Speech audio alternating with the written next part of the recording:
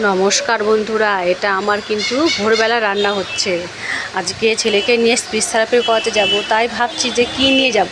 আগের দিনকে রাত্রেবেলায় ও বলে রাখলো যে মা ফ্রাইড রাইস নেবো। ফ্রাইড রাইসটা দেখছি ইদানিং ছোটো ছেলে ভীষণ পছন্দ করছে, তাই ভাবলাম ফ্রাইড রাইসটা যখন কাজু কিশমিশ নেই ঘরে, শুধু বিনস গাজর ক্যাপসিকাম আছে, তারপরে ভাবলাম সয়াবিন দিয়ে দিই। বড় ছেলে ভীষণ সয়াবিন পছন্দ, ছোটো ছেলে খুব একটা পছন্দ করে না সয়াবিনটাকে, কিন্তু রাইসটাকে ভীষণ পছন্দ করে। তো দেখুন, এই যে আমি বিনস গাজর আর ক্যাপসিকাম ভাজতে দিয়ে দিয়েছি। আপনারা সকালবেলায় হয়তো ভিডিওতে দেখেই দিয়েছেন।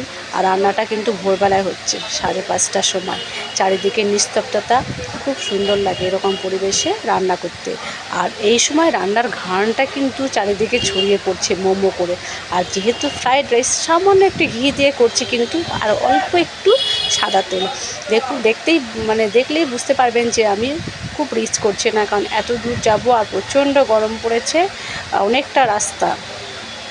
যদি আমার শরীর খারাপ হয় বা ছোটো ছেলের শরীর খারাপ হয়ে যায়, কারণ মা আর ছেলে দুজনেই থাকবো অত দূরে।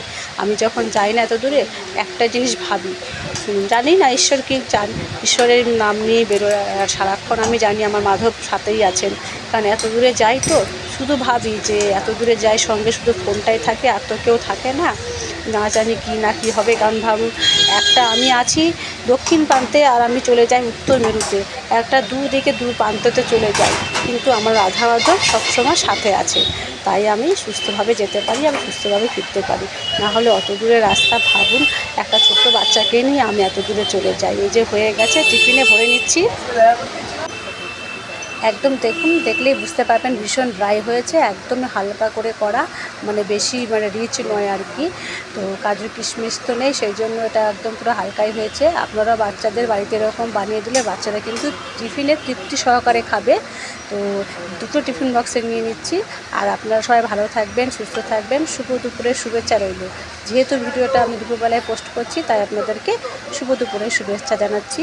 আর ভিডিওটা যদিও বা রাত্রেবেলায় করা, ভোরবেলায় করা, দেখেই বুঝতেই পারছেন চারিদিক অন্ধকার, তখন আমার রান্না চলছে। বাতাসে একদম পুরো নির্মল বাতাস, পরিষ্কার বাতাস, আকাশ, সুন্দর পরিবেশ, এই সময় রান্নার ঘ্রাণটা ভালো।